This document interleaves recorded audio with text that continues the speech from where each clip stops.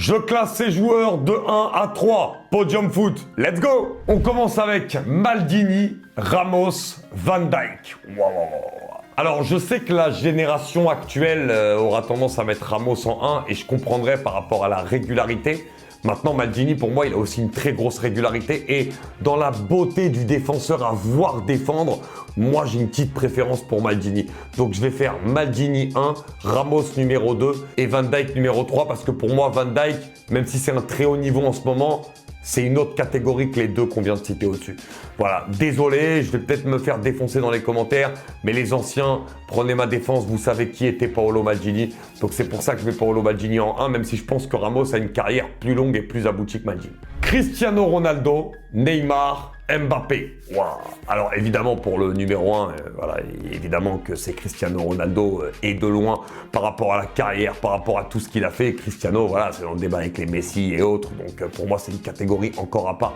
Donc bien sûr que Cristiano Ronaldo est numéro 1. Après tout de suite, si je dois donner, je parle de ma sensibilité football, bien sûr je mettrai Neymar en numéro 2. Mais je pense qu'à la fin de la carrière, Mbappé lui passera devant. Mais pour l'instant, voilà, on doit encore parler talent, parler ballon. Oui, pour l'instant, je positionne Neymar au-dessus. Et même à la fin de la carrière d'Mbappé, si on doit parler pur talent, on mettra Neymar au-dessus. Mais à la fin de la carrière, je pense qu'Mbappé aura plus d'accomplissements, plus de moments marquants aussi que Neymar. Et à ce moment-là, on pourra le mettre devant. Mais pour l'instant, je pense que Neymar en a encore un peu plus, donc je dis Neymar. Benzema, Lewandowski, Harry Kane. Bah, évidemment... Sans manquer de respect à Harry Kane, ça va jouer entre Benzema et Lewandowski. Et encore une fois, je parle souvent de la régularité du numéro 9 et dans la régularité du pur numéro 9 devant.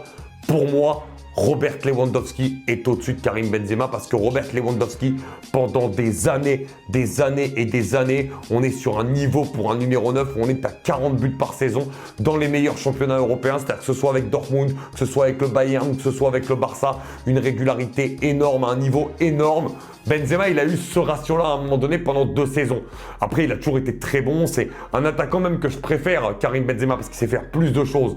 Mais dans le pur numéro 9, Robert Lewandowski, ce qu'il t'amène, c'est exceptionnel. Et les gens qui me parleront de ballon d'or, bah Lewandowski a un ballon d'or aussi, moi.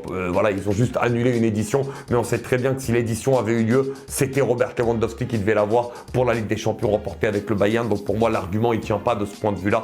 Donc je mets Lewandowski 1, Benzema 2 et Kane. C'est malheureux, mais avec toutes ces années passées à Tottenham aussi, sans trophée, sans accomplissement et sans grande compétition majeure, bah évidemment, on sera obligé de mettre Kane numéro 3. Et toi, classe ces joueurs de 1 à 3, dis-moi ce que t'en penses dans les commentaires.